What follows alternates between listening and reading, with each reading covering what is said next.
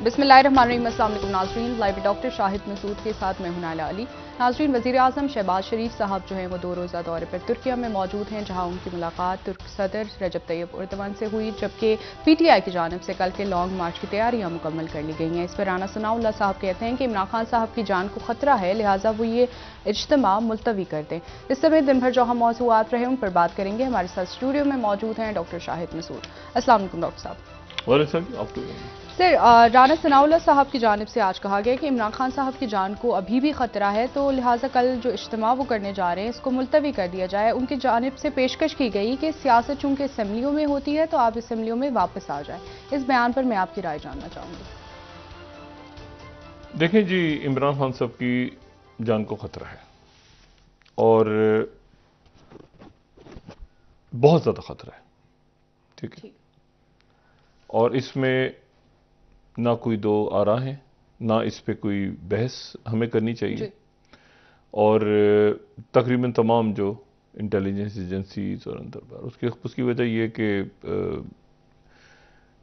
खान साहब ने बहुत पहले अनाउंस कर दिया, अचानक भी नहीं जा रहे, वो अनाउंस किया हुआ है। कोई तीसरी कुव्वतें दरमियान में कोई आए बाएं, और एक हमला उन पे हो चुका है जिससे वो अभी तक मुकम्मल तौर पे सेहतियाब नहीं हुए। मैं सिर्फ लेकिन खान साहब की जो हिकमत अमली है पिछले कई महीनों से, मैं उस हिकमत अमली से खान साहब की इंतहाई उनके साथ जो भी ताल्लुकात उनके साथ रहे और बाकी शख्सियात अकाबरीन के साथ भी जब जब जहाँ जहाँ मुनासिब समझा तो तनकीद की, मैं इस उनकी तमाम हिकमत अमली का नकाद रहा हूँ।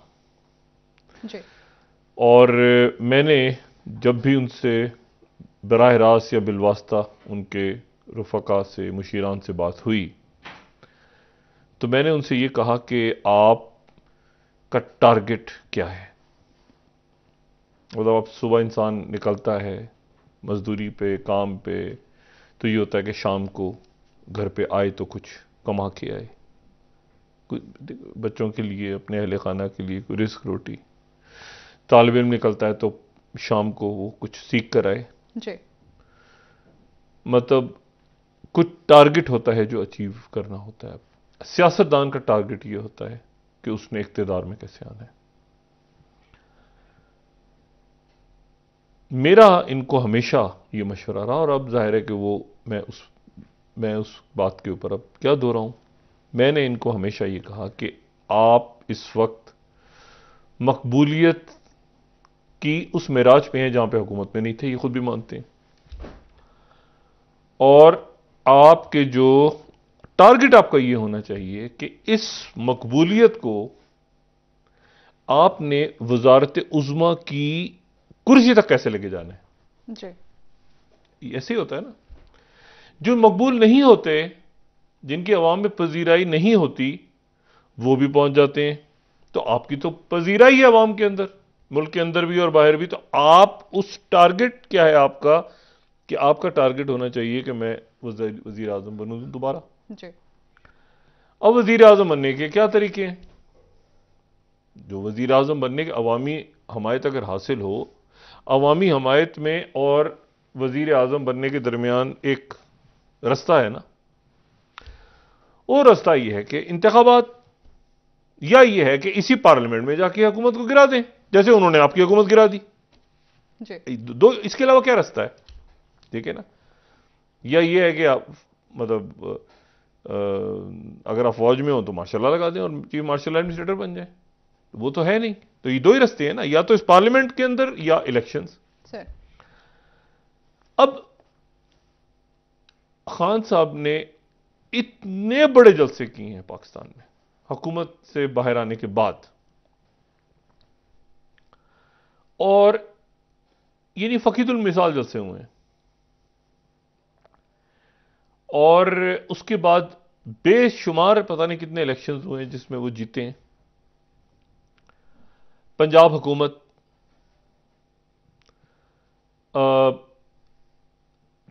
बहुत कुछ। लेकिन सवाल यह है कि टारगेट आपने अचीव करना था। टारगेट क्या था? टारगेट यह था कि वजारत उज़्मा। अब जो देखिए, एक होती है, एक स्ट्रेटजी होती है ना, एक हिकमत अमली के तहत आप आगे मूव करते हैं, प्लानिंग करते हैं आप, और उसके बाद आप आगे लेके चलते हैं। क्योंकि ऐसा ना हो कि आपका एक एक करके प्लान खराब होता जाए, खराब होता जाए, खराब होता जाए, और फिर उसके बाद जो है वो बिल्कुल, वो कहते हैं ना कि जो तर्किश में तीर हैं या जो बुलेट्स रखी हुई हैं आपने, वो सारी फायर हो गई और आखिर में सबसे पहले खान साहब का जो इशू जो अपनी जगह मौजूद है, वो चीफ इलेक्शन कमिश्नर। खान साहब चीफ इलेक्शन कमिश्नर को नहीं हटा पाए। देखिए बात ये, अब असेंबली टूट जाए, तोड़ दें, इलेक्शन कैसे होगा? चीफ इलेक्शन कमिश्नर भर, देखें सड़कों के, ये जो सड़कों का दबाव है ना जी, सड़कों के दबाव से हर चीज क्या हो जाती है। चीफ, मैं आपसे हुकूमत के इस्तीफे की बात नहीं कर रहा, मैं चीफ इलेक्शन कमिश्नर के इस्तीफे की बात कर रहा हूं जी। वो अपनी जगह मौजूद है।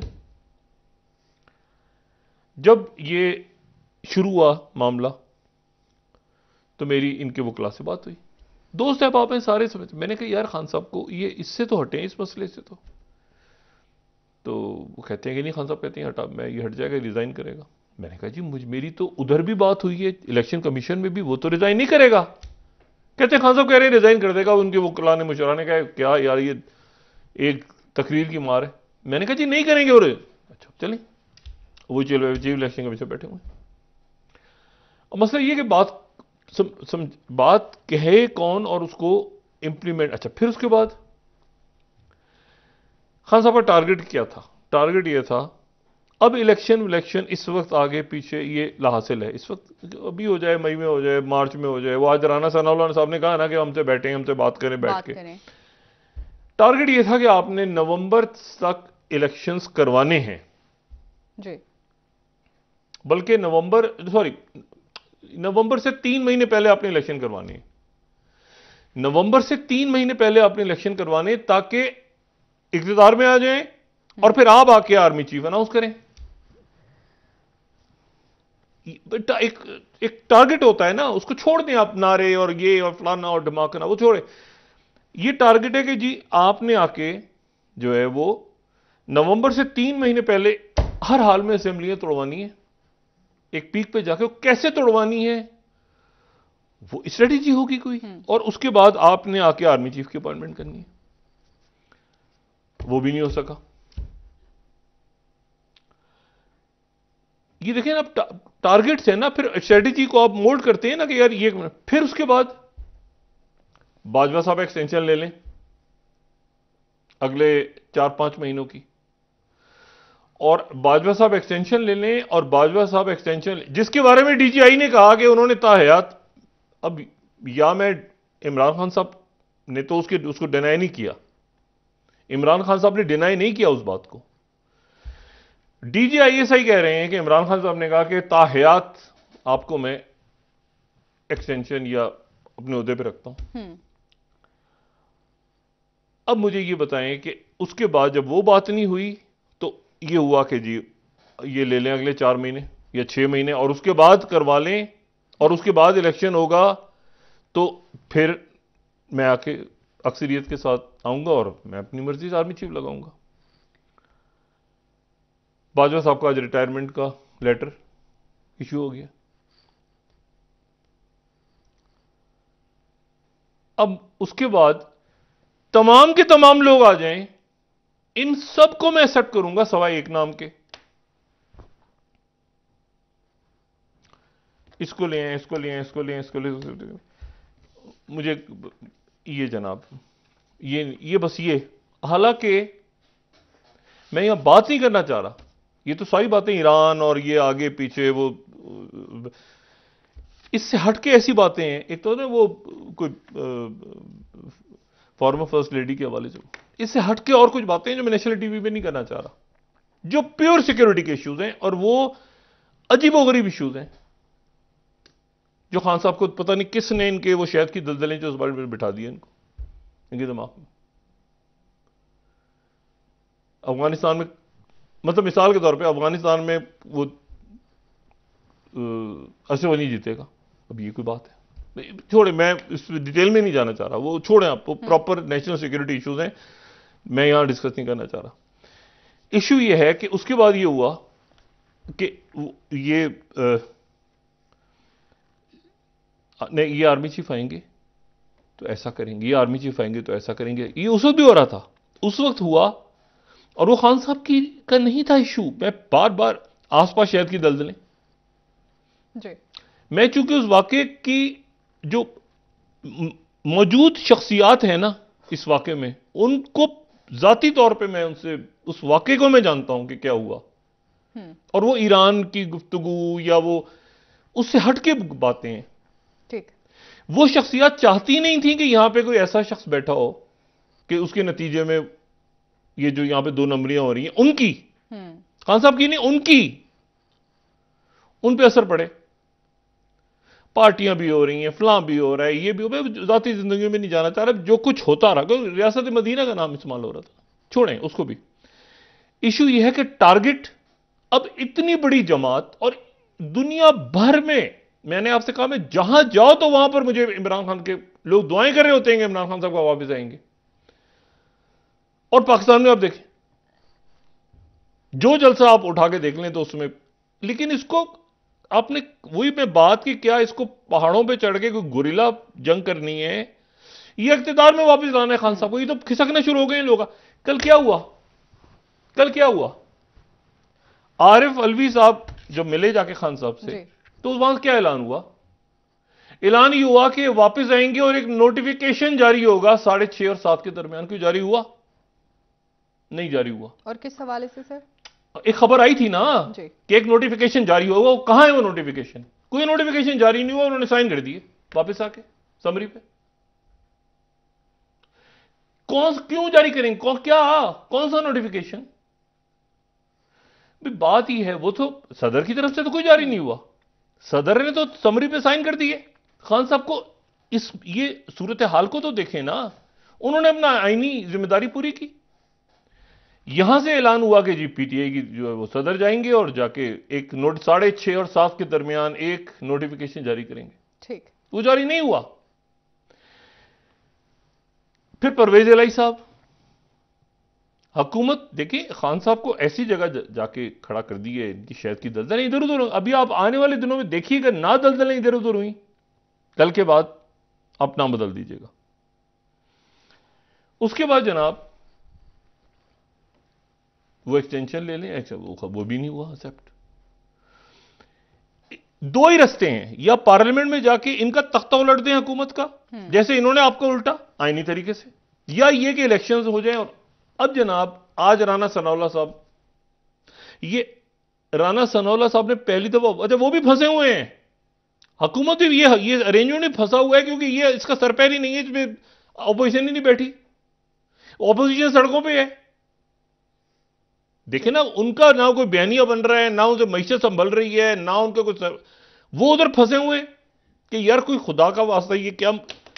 अच्छा ये इख्तिदार में आना है इन्होंने, तो ये कैसे आएंगे? वो उधर वो फंसे हुए हैं, मैशत गिर रही है, फैक्ट्रियां बंद हो रही हैं, पॉलिसी है नहीं, 75 76 77 रुकनी काबीना बैठी है, घूम रही है, इधर कोई उधर उधर उधर हो गया। देखे ना, इधर उधर हो गया। अगर एक मिनट बात सुने, पहले तो खान साहब का तो था ना कि जी मेरे इत्तेहादी भाग रहे हैं तो मुझे जरा पकड़ के देना, तो उधर से जनाब इस्टेब्लिशमेंट इन्वॉल्व हुई, पकड़ के दे दिया। ऐसा हुआ ना, फोन गए, उन्होंने कहा जी आप खान साहब को ना छोड़ें, तो अच्छा बालत मजबूरी। अब मुझे बताएं, अब इत्तेहादी अगर इधर उधर हो गए आने वाले दिनों में जेन्युइनली, कि शहबाज शरीफ साहब एक मिनट ठहरें, आपने, हमारा नाम है एमक्यूएम, और आपने हमारे मसले हल करने के लिए, हमारे मसले एमक्यूएम के हल करने के लिए हमें आपने वो ठेके पे जरदारी सबको दे दी है। मतलब आप हमसे बात नहीं करेंगे, हमसे बात जरदारी साहब करेंगे, या तो राना सनाउल्लाह साहब 90 पहुंचे हुए थे, उनके जो ये जेन्युइनली इश्यूज हैं अंदर। अब मुझे बताइए, खुद हल करेंगे। अब इनको अगर फर्ज करें कोई इत्यादि इधर उधर हो, तो आपके ख्याल से एस्टेब्लिशमेंट फोन करेगी उनको? खान साहब वाले दौर में तो करते थे ना, तो अब करेंगे? वो तो सियासत से नहीं करेंगे, कह चुके हैं। मैंने वो आपसे कहा ना नहीं कर, यही तो मैं आपसे कह रहा हूं कि ये इसका हल सिर्फ ये है कि ये बैठ के बात करें आपस में। मैं राना सनोला की बात नहीं दोहरा रहा जी। ये आपस में बैठ के बात करें। यहां पे कोई पानीपत की कोई लड़ाई, कोई तलवारें नहीं छिड़ी, कोई सर नहीं काटने एक दूसरे के। ये आपस में बैठ के बात ही होगी। आप चाहे अयाज सादिक साहब को, शाह महमूद को, असद उमर, बड़े जबरदस्त इधर भी उधर भी, वो ठंडे मिजाज आराम से, कोई तस्दीक ना करे एक दूसरे की, बैठ के बात करें। कल मुझे बताएं अगर इलेक्शन की डेट का ऐलान नहीं होता तो ये लॉन्ग मार्च तो अपने खात्मे की तरफ चला गया। फिर परसों क्या होगा? और अल्लाह ताला खैरियत से रखे इमरान खान साहब को। खान साहब की जिंदगी बहुत खतरों में भी है, और खान साहब खुद भी वो कहते हैं कि नहीं मैं तो, मतलब वो डरते नहीं है, और हकीकत में नहीं डरते। लेकिन मसला यह है कि आपकी जिंदगी अहमियत रखती है, आपके लिए भी, मुल्क के अवाम के लिए भी, इस कौम के लिए भी अहमियत रखती है कि आप एक बहुत बड़ी सियासी जमात के लीडर भी हैं, और साबिक वजीर आजम, मकबूल जमात है इस वक्त, मकबूल तरीन जमात है इस वक्त। इलेक्शन हो जाए स्वीप करेंगे इमरान खान। मगर ये स्ट्रेटेजी कौन दे रहा है इनको? मारो, मर जाओ, गिर जाओ, फट ये पिंडी में पहुंच जाओ, ऐसे करेंगे, दबाव डालो। ओ भाई, किस पे दबाव डालेंगे? आप खुदा से नहीं लड़ सकते, और रियासत से नहीं लड़ सकते, और किस्मत से और वक्त से नहीं लड़ सकते। कुछ चीजों से आप नहीं लड़ सकते। अब यहां पर खान साहब के सामने बेहतरीन स्ट्रेटेजी यह है, खुद ना जाएं, खुद पीछे बैठे। और आज उन्होंने इंडिकेट किए, देखिए आज उन्होंने ये नहीं कहा कि अमली इलेक्शन करवा रहे हैं। राना सनाउल्लाह साहब की प्रेस कॉन्फ्रेंस सुने आप जी। वो ये कह रहे हैं कि बैठ के बात करेंगे तो रास्ता निकलेगा। हम अपनी हुकूमत अपनी मुद्दत पूरी करेगी जी। लेकिन अगर बैठेंगे तो रास्ता निकलेगा। सफर, खान साहब खुद सफर, गोलियां, पैलेट्स, ये थकावट, सुबह शाम, इनके कारकुन आगे पीछे, पब्लिक बेजार हिजान। कल के बाद क्या होगा? फिर बैठना पड़ेगा और ये सोचें कि टारगेट्स अचीव क्या हुए। बीच में फड्डा एस्टेब्लिशमेंट से मजीद करवा दिया, मजीद वो नारे लगवाए गए, मजीद वो बातें हुई, पुरानी एस्टेब्लिशमेंट के साथ भी, नई के साथ भी। ठीक है, नई के साथ क्या कि सब होंगे, ये नहीं होंगे। ओ भाई, यार क्या आप क्या बात करते हैं?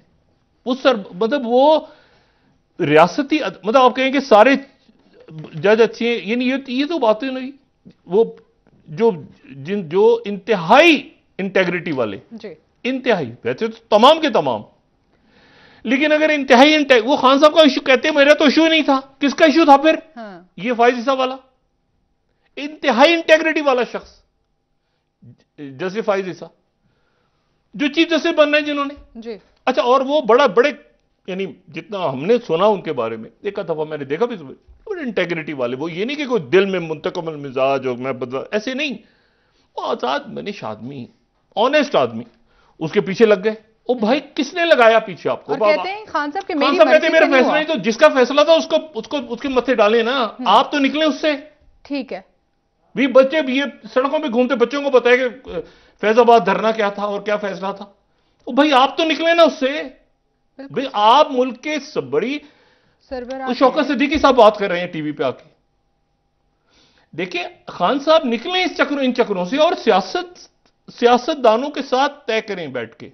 बिल्कुल। जहां तक रह गया मामला, ये मैं जुमला फिर दोहरा रहा हूं दोबारा, फिर अगले 20 से 25 दिन बाद आपको मुल्क के अंदर एक तब्दील सूरत हाल नजर आएगी। ठीक हो गया। और मैं ना, मेरी किसी अस्करी शख्सियत से बात हुई है, ना किसी ब्यूरोक्रेट से।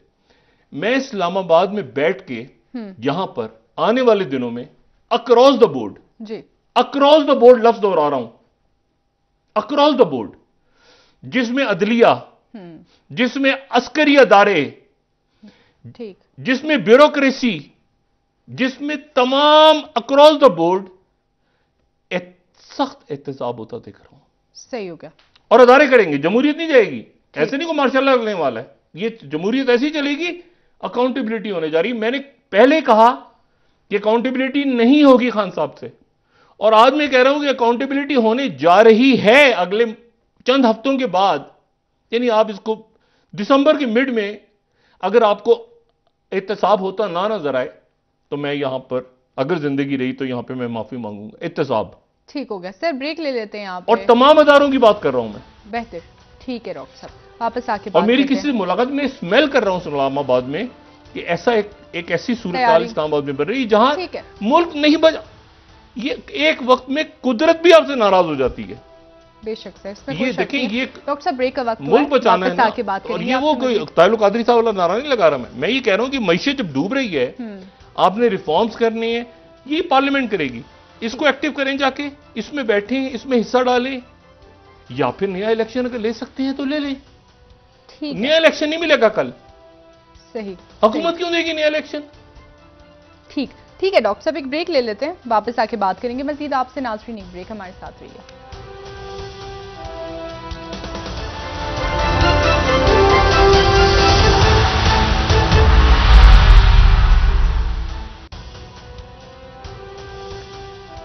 वेलकम बैक नाज़रीन। जी डॉक्टर साहब, पीटीआई की जानिब से आज कहा गया है कि इंतखाबात के ऐलान तक ये एहतजाज जारी रहेगा। हुकूमत इस वक्त बज़ीद है कि इंतखाबात अपने वक्त पे ही होंगे। अब खान साहब क्या जारी हालत सियासत? नहीं, जारी रहे एहतजाज। मैंने तो सिर्फ ये कहा कि ये लॉन्ग मार्च से हासिल किया हुआ, मैं तो आगे जारी रहेगा एहतजाज और इलेक्शन हो जाए अपने वक्त पे। तो खान साहब तो मतलब मैं वही बात कह रहा हूँ ना कि मतलब देखिए ना, चीफ इलेक्शन कमिश्नर से लेके आर्मी चीफ की अपॉइंटमेंट से लेके एक्सटेंशन से लेके फिर हमला, और जानलेवा हमला था वो मतलब बच गए हैं। खान साहब का ये अल्लाह का एहसान है, वरना वो कोई कसर नहीं थी अगर आप उसको देखें। एफआईआर नहीं कट रही, यानी आप ये देखें ना कि यानी हुकूमत, यानी कोई डिमांड्स होती है ना टारगेट, आखिर में टारगेट क्या हुआ कि एफआईआर कट जाए, एफआईआर भी नहीं कटी।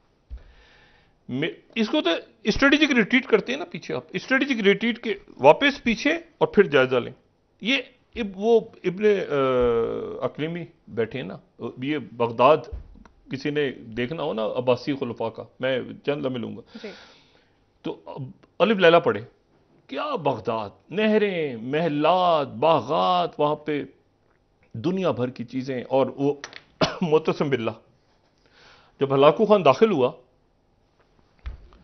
तो पूरे उसने घेर लिया, मुहासरा कर लिया, 40 दिन तक मुहासरा रहा। तो इनकी जो शहद की दलदल थी उसका नाम था जो मुतसिम बिल्ला की, उसका नाम इब्ने अकलीमी, इनका जो वजीर था सही, वो मिला हुआ था हलाकू से। उसने क्या मशवरा दिया, उसने कहा सर ऐसा है कि अब तो हम घिर गए चारों तरफ से, तो आप जरा अपने बच्चों के रिश्ते पेश करें हलाकू खान को, अपने बेटों के रिश्ते पेश कर दें तो शादियां हो जाएंगी हलाकू खान के खानदान से, तो मसला हल हो जाएगा। हल देखें आप, अगर अकल पे पत्थर, खलीफा बगदाद, खलीफा अब्बासी खलीफा, वो अपने बेटों को लेके निकला कि मैं जाके हलाकू खान को कहता हूं कि मेरे बच्चों से शादी कर लो अपनी बच्चियों की। वो तातारी दाखिल हो गए अंदर महल में, कत्लेआम हुआ वो। और उसके बाद वो जितने साहिबान ने, वो कहते हैं शायरी और शायर, और वो आसमान रोएगा, खून की बारिश होगी, वो लिखते रहे। ना आसमान रोया ना कोई खून की बारिश हुई, गर्दनें 20 लाख लोगों की कट गई। और बादशाह को बैठा के उसने आगे हलाकू खान ने कहा कि ये सारे जो सोने के बर्तन ये संदूक हैं, ये खाओ। उसने कहा ये मैं कैसे खाऊंगा? उन्होंने कहा ये जो है वो ये खाओ ना, तो ये पैसा तुम आवाम में देते, सिपाहियों को देते, कोई तीर बनते, कोई लोग तुम्हारे साथ खड़े होते, ये खाओ जो तुमने जमा किया हुआ है। उन्होंने कहा अल्लाह की ये मर्जी थी, ये तो खुदा की मर्जी थी, बादशाह ने कहा। तो हलाकू खान ने आगे से कहा जब मैं करूंगा वो भी खुदा की मर्जी होगी। उसको नमदे में सिया, क्योंकि तलवार से, किसी ने हलाकू खान से कहा तलवार से काटोगे खलीफा का खून गिरेगा, बच्चों को नहीं होगी। वो नमदे में सिया और उसके घोड़े दौड़ा दिए बेटों समेत, वो जिनके बेटों के रिश्ते लेके गया था बाहर। बात यह है कि देखें, इंसान को, हुक्मरानों को, कौमों को तारीख उठा के देख लें, अरूज नहीं रहता हमेशा, और बुराइयां अंदर से पैदा होती हैं, अंदर से खोखला होता है। वो ये नहीं कि हलाकू खान बाहर से आ गया तो ये अंदर क्या कर रहे थे बैठे हुए यहां पे, सोने हीरे जवाहरात, अलिफ लैला और लैला। ओ भाई, ये मुल्क जहां जाके खड़ा हो गया इस वक्त, जहां पे लोग खड़े हैं, पूरी कौम बेताब है कि वो कुछ करे जी। ये बदमाशिया जो है ये जान नहीं छोड़ रही। अच्छा, अब इसमें इशू क्या है? इस इशू को यहां तक तो मामला हल हुआ, अल्लाह का शुक्र है ईजान खत्म हुआ कल की तैनाती के बाद। 2 हुकूमतें उनके पास नहीं है, उनसे भी नहीं चल ना, उनके पास कौन वो भाई, वो कैसे वो भी नहीं चला पा रहे ना। ये जो अरेंजमेंट है इसके ये क्या अरेंजमेंट है मुझे बताएं। कल के बाद इमरान खान क्या करेंगे ये अपना सवाल है, ये क्या करेंगे भाई। यहां से चले इमरान खान चले गए तो भाई इमरान खान के आखिरी खत्म हो गया, उनका आखिरी तीर भी चल गया, सब कुछ हो गया, इलेक्शन की डेट, ये क्या करेंगे बैठ के। इनके पास कोई हल है, इनके पास कोई हल है। और सर इमरान खान भाई अपॉइंटमेंट भी हो गई, तैनाती भी हो गई, इमरान खान भी चला गया, अब क्या करना है। हाँ। इनके पास कोई हल है मईशत का, इनकी ये कोई सॉल्यूशन है। अब सवाल ये सारा कि यहां तक इसके बाद ठीक किसने करना है, फिर वही बात। सर ब्रेक का वक्त है, ठीक हम नहीं करने। अच्छा, इनके अंदर भी क्रैक्स पैदा होने जा रहे हैं। बिल्कुल सर, भाई इधर भी क्रैक्स होने हो, इधर तो ऑब्वियस क्रैक्स हो गए ना, ये कल के बाद और होंगे पैदा। यहां से वो तो गेट नंबर 4 से आए हुए लोग तो गेट नंबर 4 बंद है तो इधर उधर भटकेंगे ना कहीं, ठीक है ना। और उसके बाद जो है वो इमरान खान साहब ने अरसर स्ट्रेटेजी तैयार कर, तो पॉलिटिशियन है ना, उसकी पॉपुलैरिटी कहां खत्म होगी। वो तो अपने उसने ये स्ट्रेटेजी खराब हुई है। इमरान, ये नहीं कि इमरान खान कहीं सियासत से खत्म और आउट और ये ऐसा नहीं हो रहा। ये स्ट्रेटेजी जिन्होंने बना के दी, वो स्ट्रेटेजी अब पीछे करके फिर बाउंस बैक आगे कि इलेक्शन कैसे लेना है। ठीक है डॉक्टर साहब, वापस आके हुकूमती इनसे ऑपोजिशन नहीं हो रही, उनसे हुकूमत नहीं चल रही, मुल्क फंसा हुआ है बीच में। ठीक हो गया, ठीक हो गया। नाज़रीन एक ब्रेक ले लेते हैं, हमारे साथ रहिए।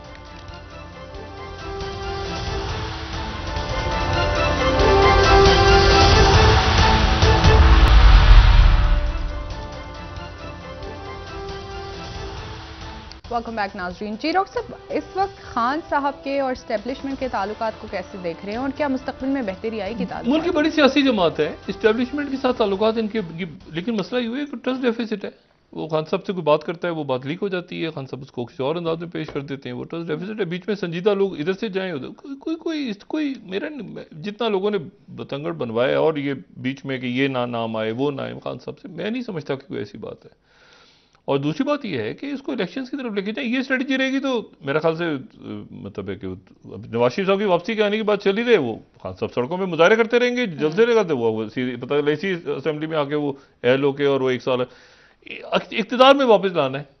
ठीक है, चे गुवेरा जो है ना, जो सबसे बड़ा वो जो रेवोल्यूशनरी जो अर्जेंटाइन में पैदा हुआ और फिर बोलिविया के अंदर उसको वो क्यूबा में लड़ा, फिर उसके बाद वो बोलिवियन जब फौजें थी CIA बैक टू, उन्होंने उसको पकड़ के मार दिया। तो चे गुवेरा ने भी कहा था कि अवाम खुद आज़ादी हासिल करते हैं, मतलब अवाम को कोई शख्स आज़ादी नहीं दिला सकता, अवाम खुद आज़ादी हासिल करते हैं, लोगों में शऊर है, लोग समझदार हैं, सब कुछ। अब खान साहब को स्ट्रेटेजी अपनी फोकस, हालात चेंज हुए हैं ना, तो ये 4-5-6 चीजें थी ना, तो आखिर में देखें ना, शुरू होता है चीफ इलेक्शन कमीशन से, खत्म होता है FIR नहीं कट रही। इस गोरख धंधे से फिर एक्सटेंशन, फिर उसके बाद ये, फिर उसके बाद वो अपॉइंटमेंट, इतना इनको मैं नहीं जानता, और जानता भी होऊंगा तो नहीं बताऊंगा यहां पे कि किसने इनको धक्का दिया। ठीक है, इशू ये है कि अब इससे अपने आप को निकालें, फोकस करें कि हुकूमत की ये पब्लिक पॉपुलैरिटी है, बनना है आपने वजीर आजम, और ताकि मुल्क में सुकून आ जाए। वो डे आफ्टर क्या करेंगे आप, ये आपने सोचना है। डे आफ्टर हुकूमत क्या करेगी, अरेंजमेंट उन्होंने भी सोचना है। अच्छा, वो फिर भी कुछ ना कुछ देखें ना, डॉलर इधर उधर, मईशत वो तो लगे रहेंगे। मसला ये कि आप जाके इलेक्शन या पार्लियामेंट में भेजें, या पिछले 5-6 महीनों में ये असेंबली में बैठे होते, ये इतनी आसानी से सारा काम हो जाता, ये लॉज बन जाते। ये असेंबलियों से भी बाहर है। ये मुझे बताएं, चेयरमैन नैब की तकरीरी, फलां तकरीरियां, आम कुछ तकरीरें तो हो रही, अंदर कोई आवाज तो होती। जलसों की तकरीरों को छोड़ दें, जलसा काटा नहीं काटा वो टीवी च असेंबली में होती है, ऑन रिकॉर्ड बात होती है पार्लियामेंट के अंदर, वो दिखाई जाती है तकरीर। आप क्या कह रहे हैं कि इमरान खान असेंबली में तकरीर कर रहे हो, असेंबली फ्लोर है ना, दुनिया भर में असेंबली, उसकी अलग हैसियत है, आपके जलसों की अलग हैसियत है।